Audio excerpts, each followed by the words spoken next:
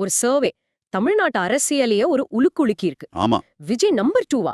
ஏன் இந்த லேட்டஸ்ட் கருத்து கணிப்பு அதிமுகவை எக்தம் அதிர்ச்சிக்குள்ளாக்கி திமுகவை உஷார்படுத்தியிருக்கு? இன்னைக்கு நாம இதோட தாக்கத்தை பத்தி தான் ஆழமா அலச போறோம். நிச்சயமா.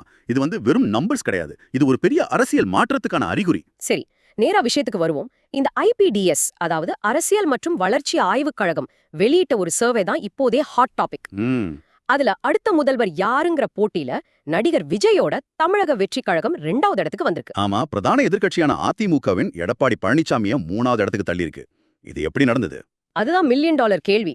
இங்க நாம கவனிக்க வேண்டிய ஒரு ஃபேசினேட்டிங் விஷயம் என்னன்னா, இந்த வாக்கு வங்கி பிளவு இருக்குல்ல, அது வெறும் திமுக அதிமுக வாக்குகளை மட்டும் பிரிக்கல. ஓஹோ. இது நாள் வரைக்கும் அரசியல்ல பெருசா ஆர்வம் காட்டாத ஃபர்ஸ்ட் டைம் வோட்டர்ஸ், அதாவது லட்சக்கணக்கான இளைஞர்களை தவேக உள்ள இழுக்குது. சரி சரி. இதனால தேர்தல் காலம் எக்ஸ்பேண்ட் ஆகுது. மத்த கட்சிகளும் இனிமே அவங்க கேம்பெயினை இளைஞர்களை ஃபோக்கஸ் பண்ணி தான் செஞ்சாகணும். ஒரு பெரிய கட்டாயம் இது. அப்போ இனிமேல் தமிழ்நாட்டு அரசியல் ஒரு இருமுனை போட்டி இல்ல மும்முனை போட்டிங்கிறது இப்ப கன்ஃபார்ம் ஆயிடுச்சு. ஆனா ஒரு புதிய கட்சி, அதுவும் ஒரு நடிகரோட கட்சி உள்ள வர்றது இது முதல் தடவை இல்லையா? இதுக்கு முன்னாடி நடந்த முயற்சிகளுக்கும் தவேகுக்கும் என்ன பெரிய டிஃபரன்ஸ் நீங்க பாக்குறீங்க? இது தேர்தல்ல நிஜமாவே தாக்கு பிடிக்குவா? இது ஒரு நல்ல கேள்வி. வித்தியாசம் இருக்கு. இது வெறும் ரசிகர் மன்ற பலம் கிடையாது. அவங்க ஒரு கட்டமைக்கப்பட்ட பொலிட்டிக்கல் சக்தியா தங்களை ப்ராஜெக்ட் பண்ண பாக்குறாங்க. இதனால பாஜக மாதிரி நேஷனல் கட்சிகள் கூட தங்களோட தேசிய ஜனநாயக கூட்டணிய இந்த மும்முறை போட்டிக்கு ஏத்த மாதிரி மாத்தி அமைக்க வேண்டிய ஒரு பிரஷர்ல இருக்காங்க. 2026 தேர்தல் கணக்குகள் இப்பவே மாறிடுச்சு. இது மாதிரியான ஆழமான அலசல்களை நீங்க தொடர்ந்து பார்க்கணும்னா எங்க ட்ரெண்ட் ஃபோக்கஸ் தமிழ் யூடியூப் சேனலுக்கு சப்ஸ்கிரைப் பண்ணுங்க. மறக்காம அந்த பெல் ஐகானையும் பிரஸ் பண்ணுங்க. ஆமா, அப்போதான் உங்களுக்கு உடனுக்குடன் அப்டேட்ஸ் வரும். சரி, அப்போ இந்த மும்முனை போட்டி உறுதியான நிலைமையில ஆளுங்கட்சியும் பிரதான எதிர்க்கட்சியும் தங்களோட பலத்தை நிரூபிக்க போற முதல் களம் வரப்போற சட்டமன்ற கூட்டத்தொடர் தானே? கரெக்ட். ஜனவரி 20ஆம் தேதி ஆளுநர் உரையோட தொடங்குது. போன வருஷம் நடந்த மாதிரி இந்த முறையும் அங்க ஏதாவது சர்ச்சை வெடிக்குமா? நிச்சயமா எதிர்பார்க்கலாம்.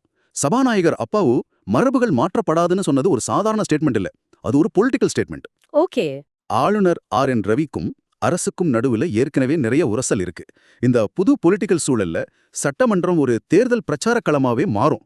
ஒவ்வொரு கட்சியும் அவங்க பலத்தை நிரூபிக்க முயற்சிப்பாங்க. இது 2026 தேர்தலுக்கான ஒரு ட்ரெய்லர் மாதிரி இருக்கும். இந்த இம்பாக்ட் தமிழ்நாடோட மட்டும் நிக்காதுன்னு எனக்கு தோணுது. ஏன்னா 2026 இங்க மட்டும் தேர்தல் இல்லையா? சரியா சொன்னீங்க. இதை நாம இன்னும் ஒரு பிகர் பிக்சர்ல பார்க்கணும். 2026ங்கிறது ஒரு மினி பொது தேர்தல் நடக்கிற வருஷம். ஆமா ஆமா. தமிழ்நாடு, மேற்கு வங்கம், கேரளா, அசாம், புதுச்சேரின்னு 5 முக்கியமான மாநிலங்கள்ல தேர்தல் வருது. இது நேஷனல் பாலிடிக்ஸ்க்கு ஒரு பெரிய அக்னி பரீட்சை. ஆமா, அசாம்ல ஒரு வரலாற்று ஹேட்ரிக் அடிக்கவும், வெஸ்ட் பெங்கால் தமிழ்நாட்டுல ஒரு பிரேக் த்ரூ செய்யவும் பாஜக போராடும். இன்னொரு பக்கம் திமுக, திரிணாமுல் காங்கிரஸ், இடதுசாரிகள் மாதிரி ரீஜனல் கட்சிகள் அவங்க கோட்டைகளை தக்க வைக்க போராடுவாங்க. அப்போ இந்த முடிவுகள் மத்தியில ஆள்ற கட்சியோட பலத்தையும் இந்தியா கூட்டணியோட எதிர்காலத்தையும் தீர்மானிக்கும் இல்லையா? அப்சல்யூட்லி.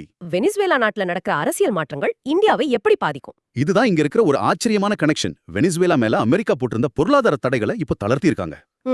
அதனால அமெரிக்க எண்ணெய் நிறுவனங்கள் மறுபடியும் அங்க போறாங்க. இதனால லாங் டேர்ம்ல உலக சந்தையில கச்சா எண்ணெய் விலை குறைய வாய்ப்பு இருக்கு. ஓகே, அதனால நமக்கு என்ன லாபம்? இந்தியா கச்சா எண்ணெயை அதிகமா இம்போர்ட் பண்ற ஒரு நாடு. பெட்ரோல் டீசல் விலை குறைந்தா அது அத்தியாவசிய பொருட்களோட விலையும் குறைக்கும். சரி சரி. இது ஆளுங்கட்சிக்கு எதிரான மக்களோட கோபத்தை குறைக்க உதவும். இது நம்ம எனர்ஜி செக்யூரிட்டிக்கு மட்டும் அல்ல, நம்ம உள்நாட்டு அரசியலையும் ஒரு தாக்கத்தை ஏற்படுத்தும். நாம விவாதிச்சு இந்த விஷயங்கள் பத்தி உங்களுடைய கருத்து என்ன? மறக்காம கீழே கமெண்ட் பண்ணுங்க.